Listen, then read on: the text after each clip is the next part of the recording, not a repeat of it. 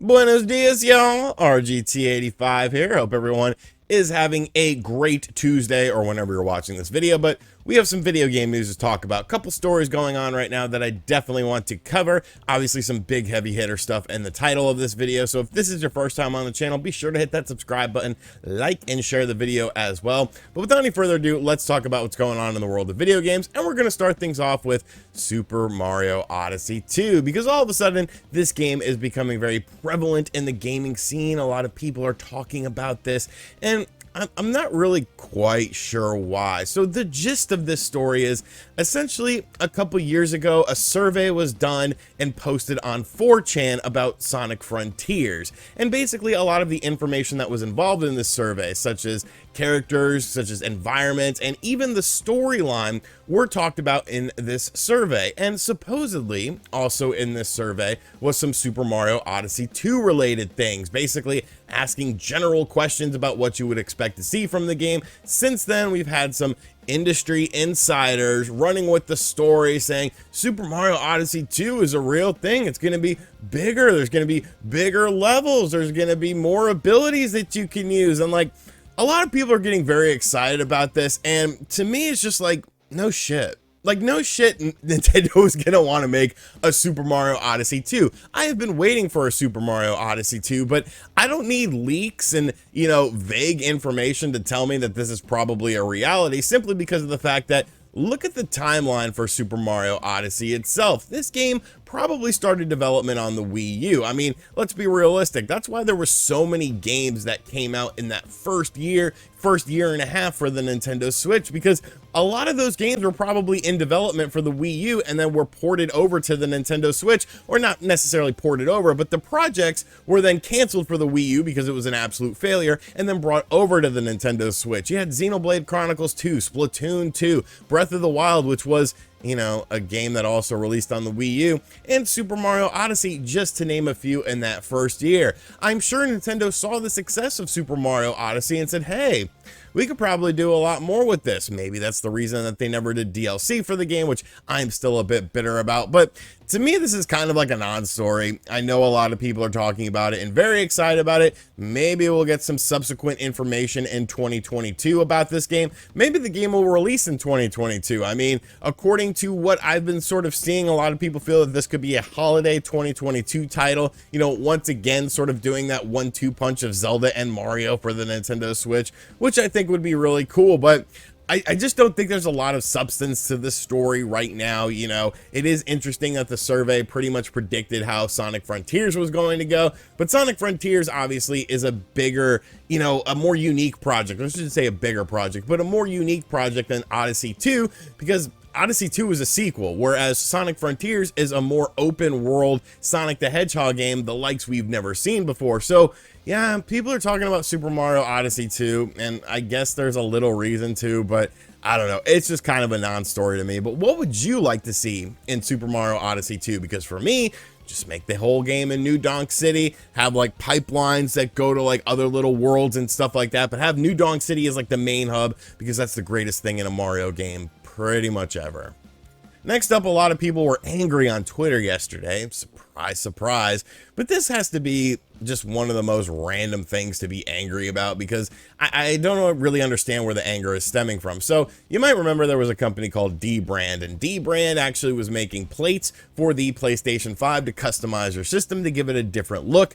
And of course, Sony came along and hit them with a cease and desist. There was a whole big thing. Dbrand tried to flex. They were like, oh yeah, come after us. And Sony was like, oh, okay. And it's like, don't go after a company with a bunch of money that will go down legal routes and things like that. Like, if you're just, joshing around or playing around on Twitter, taking shots at each other, that's one thing. But when you're going after the big dog, and the big dog has a lot of money, you probably will want to sit down and just enjoy your meal and not really mess with the big dog. But yeah, so Sony, of course, did this because they were making their own custom plates for the PlayStation 5. They were revealed yesterday, and there was a lot of like stuff going on around this, a lot of complaining, especially about the price point of this, because these are going to be $55. Now, the Dbrand ones that were going to come out, maybe they came out, maybe they changed them up a little bit, were $49. So this $6 price difference This is what people are angry about. And I mean, they are very angry about this $6 price difference. And I'm like,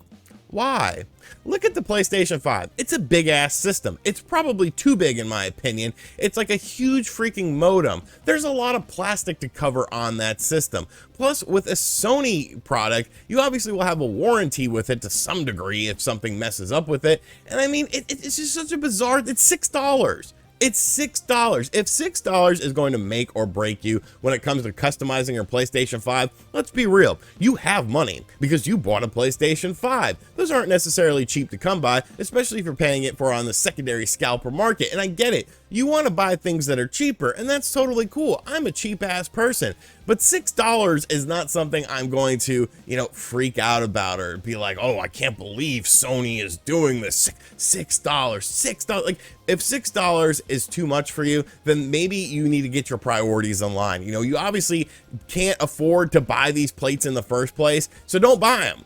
Don't buy a PlayStation 5 if you can't afford it. Like, this is something that you don't need right now, especially considering the PlayStation 5 library. So I don't know why people are so upset about this. I got in a little tussle with some people on Twitter yesterday making a joke, and I'm just like, it's $6. Like, if $6 is messing up your life, worry about other stuff. Don't worry about the latest and greatest video games. Like, buy your ass a PlayStation 2. Get a huge library of games. Get a way to play them on an HD television, and you'll be very happy. So I just don't care about this. I'm not going to buy them. I don't care what my system looks like. It should have come in a black color anyways, but to worry so much about $6, I don't know. It's just kind of a weird thing to me. But are you buying the Sony faceplates? Let me know in the comments down below. And finally, it seems like Nintendo has at least one surprise for us left in 2021, as they just announced a new Nintendo Direct Indie World presentation taking place tomorrow on the 15th at 12 p.m. Eastern Time. There's going to be roughly 20 minutes of games coming out to the Nintendo Switch in this presentation. And of course, people's expectations are all out of line. Now, I'm always of the mindset that all because it's an indie presentation doesn't necessarily mean that there's not going to be some really good stuff there. Because you got to remember, the third-party developer slash indie developer line is definitely getting very, very blurred the further we go on into the video game industry. Because a lot of big games, I mean, technically The Outer Worlds was an indie game. Technically Death Stranding and Returnal were indie games. They obviously just had some publishing behind a larger studio behind it. These were technically indie games until Housemarque, of course, was bought up by Sony. So I'm of the mindset that there could be some really good stuff here. A lot of people are expecting a game like Hollow Knight to be at this event. Silksong is the name of the game that's coming up as well, and I think that would be a cool thing to see. It's obviously sort of gotten quiet when it comes to that game, but there's two games I'm really looking forward to seeing potentially during this Nintendo Direct Indie World presentation, because these are the games that I'm very interested in, and those two games are House of the Dead Remake and, of course, Teenage Mutant Ninja Turtles Shredder's Revenge. Now, both of these were supposed to be 2021 games. They did get pushed into 2022, but I need to see more of House of the Dead. We got like a minute-long trailer. I thought it looked really good, but I want to see more of this game. And, of course, Shredder's Revenge. I would like to see a release date for this. If this game comes out in the spring or something like that, I think that would absolutely kick ass, because I want some more Ninja Turtle stuff. And then, of course, you have the whole mystery thing. Could there be some bigger indie titles announced at this event? Will it just be small stuff? Stealth drops. We always seem to get stealth drops during these events as well, where we get new games that come out just randomly on the eShop. Maybe some of these games won't come out until Thursday, because obviously Nintendo likes to release their games on Thursday, but we might see some games come out on Wednesday. But I'm pretty excited for this. And plus, you have to remember something. An Indie World presentation is usually followed up by a Nintendo Direct within like 6 weeks or less. So are we going to see a Nintendo Direct in the month of January as far as a full-on Nintendo Direct? I think it's definitely within the realm of possibility now, just looking at the timeline of when we get Indie World presentations and when we get Nintendo Direct presentations. They're pretty much, a 6-week maximum gap between those two things. And maybe we'll see Super Mario Odyssey 2 at that Nintendo Direct. And it'll be this huge, big thing, and everyone will be surprised that Super Mario Odyssey 2 is actually a game. I don't expect to see an Odyssey 2 at a January Direct, but I'm definitely looking forward to this indie presentation. I'll do a full video on it after the presentation wraps up, because, I don't know, I don't really like live streaming these events. Although I could do it over on the RGT Live and Extras channel, or is it Extras and Live channel? I forget what I named that thing. If you have not subscribed to that channel yet, be sure to subscribe to it. There will be lots of random content on there, lots of random streams coming up in the future. But yes, a Nintendo Indie World presentation taking place tomorrow, 12 p.m. Eastern time, and I'll be there to check it out.